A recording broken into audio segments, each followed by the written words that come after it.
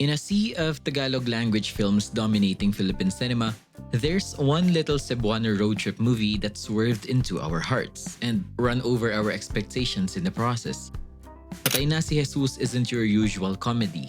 On the surface, it's a story about a mother, her three children, and a dog traveling from Cebu to Dumaguete to attend the funeral of a man they haven't seen in years.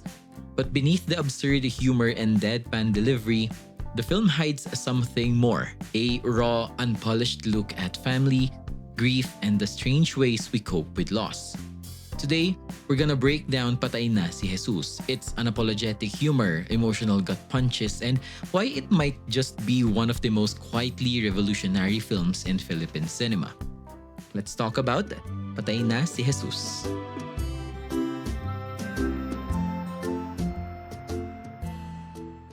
Our story kicks off in the bustling city of Cebu, where Iay, a no-nonsense food vendor, learns that her estranged husband, Jesus, has died. Patay na si Jesus. In Dumaguete, no less. With zero hesitation and maximum authority, she piles her three kids into the van for an unplanned road trip to attend the funeral. Libing ng tatay mo bukas. Yang lakad mo pwede mong i-cancel. Yung libing hindi na. Wala nang repeat performance. Joining the ride are Hubert, her good-natured son with Down syndrome, Jude, her stubborn trans son, Jay, the perpetually jobless and unmotivated middle child, and of course, their loyal dog, Judas. From the get-go, this road trip is less about paying respects and more about family chaos on wheels. We get sibling bickering about careers, family responsibility, and old grudges. Iay never want to sugarcoat, even offers them two knives and a choice. O tangirang yan. Na ay duha ka kutsilyo, diha sa likod. Tig-isa kayo. Kung sinong mamatay, isama sa libing ng papa ninyo para libre na.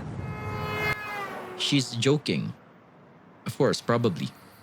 Their first stop in Karkar, famous for lechon, turns into a mini crisis when Iay hears her stall is being forcibly relocated. She nearly turns back, but Jay's reverse psychology keeps the trip moving. The momentum doesn't last long though. Jay tries to run away mid-pee break. Jude gets annoyed at being called his birth name, Judith Marie, and when Mia, Jude's adoptive daughter, overhears the word Puki, Unsa na puke? her uncles provide hilariously absurd definitions. They then swing by the Simala shrine, where they pick up Lucy, Jesus' eccentric sister, whose unpredictability becomes an odder problem. Let's just say she defecates in the van and ends up stripping on the roadside before Iay wrangles her back in. Midway through the trip, Jude discovers his girlfriend, Mary, is cheating on him.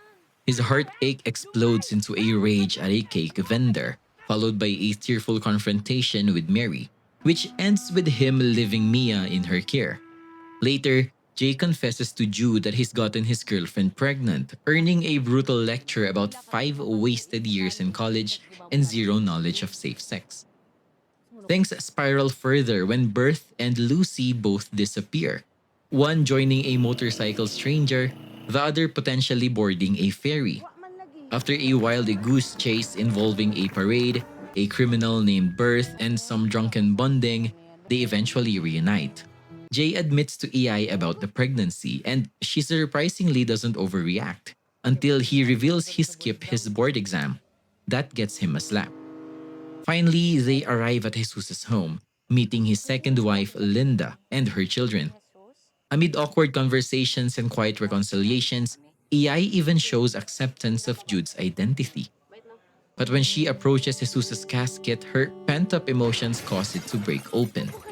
In a surprisingly tender moment, Bert reminds her she did her best as a mother, despite all of life's messiness. The family stays for the burial, but tragedy strikes again the next day.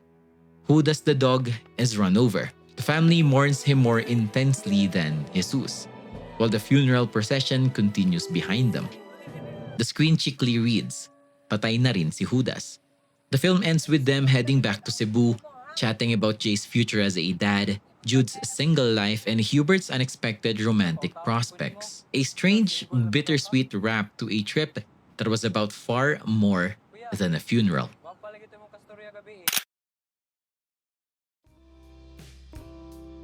What makes Patay Na si Jesus such a standout is its ability to turn the everyday, the slow, uneventful grind of a road trip into a goldmine of absurd comedy. Nothing in this film is forced. The humor comes from how painfully ordinary the situations are, then pushing them just far enough to tip into ridiculousness. Bathroom breaks, food stops, petty sibling squabbles. In most films, this would be filler moments. Here, they're the backbone of the comedy. Whether it's EI casually threatening her kids with two knives over family drama, Lucy's completely unhinged roadside strip show after an incident in the van, or the running gag about Pookie that snowballs into the most unhelpful sex education lesson ever, the humor thrives on how relatable these awkward, messy interactions are. Yam Laranas, this is not. There's no slick, over-choreographed comedy setup. Instead, director Victor Villanueva leans into the texture of real life.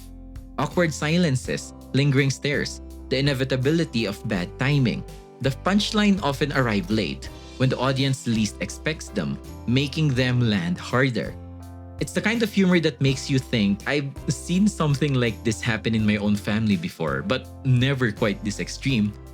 By elevating small, mundane inconveniences into memorable comedic beats, the film captures the chaotic rhythm of a Filipino family road trip, complete with all its arguments, detours, and moments of unexpected sweetness. At its heart, Patay Na si Jesus is a road trip movie, but unlike the polished, scenic adventures you'd see in travel montages, this one is grounded in the messy, unpredictable reality of traveling with a family. The trip from Cebu to Dumaguete isn't just about reaching a funeral, it's a slow, burning unraveling of relationships, secrets, and grudges, all cramped inside one aging multicab. The road trip works as more than just a backdrop. It's the engine of the story. Each stopover is a new chapter, a fresh opportunity for tension, comedy, or outright chaos. From the lechon meal in Karkar to the chaotic parade detour, every detour peels back another layer of who these characters are. The cramped space of the van forces confrontations to happen immediately. There's no avoiding awkward conversations when your seatmate is the sibling you've been avoiding for years. But beyond the humor and conflict, the constant forward motion of the trip mirrors the emotional journey the characters take. The miles covered aren't just physical, they're symbolic of the slow, grudging acceptance of one another's flaws and the understanding that despite everything, they're still family. It's a road trip that doesn't romanticize the journey. There's no perfect sunset shot with swelling music. Instead, you get Lucy stripping on the roadside, a dead dog, and a lot of unresolved tension, which somehow makes it feel even more honest.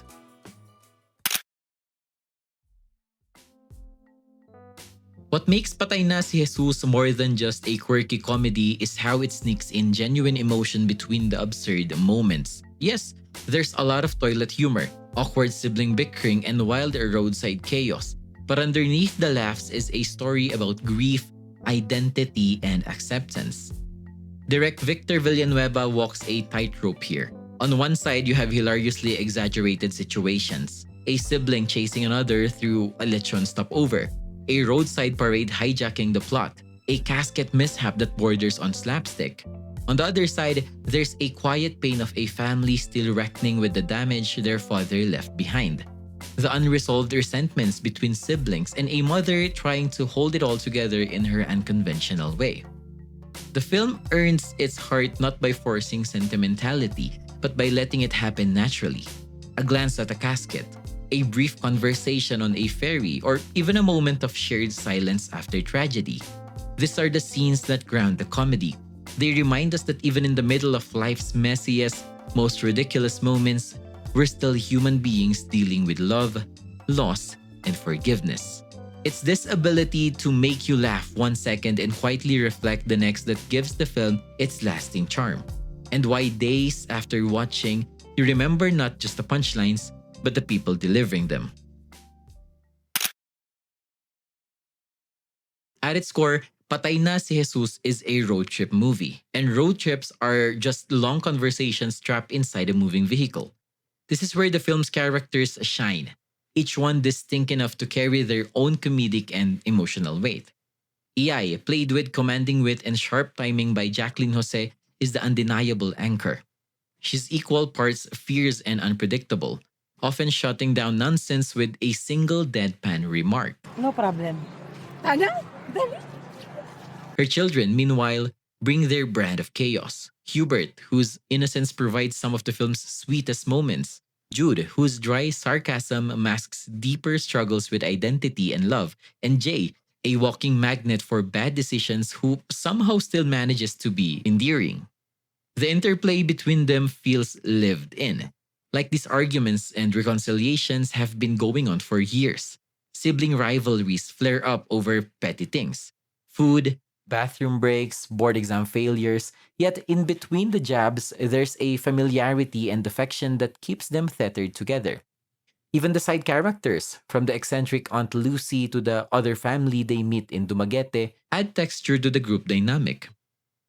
They're not just there for gags. Each encounter pushes the family to confront something about themselves, whether they realize it or not. By the end of the journey, the comedy feels earned because we've come to understand these characters, flaws, quirks, and all, and maybe even see a little bit of our own family in them. Patay na si Jesus proves that you don't need high-stakes drama or grand spectacle to make a story memorable. Sometimes all it takes is a van full of flawed but fiercely loyal people, a few pit stops, and a whole lot of unresolved family baggage to remind us what matters. The film doesn't sugarcoat the messiness of family life, the petty arguments, the long-held grudges, the stubborn personalities, but it also shows the moments of love and connection that sneak in between the chaos. Whether it's in the middle of a heated argument over lechon or while standing in front of a coffin, the movie finds humor in the mundane and humanity in the absurd.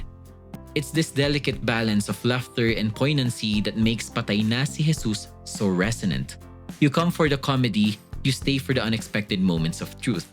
And by the time the credits roll, you might just see your own family's road trips in a whole new light.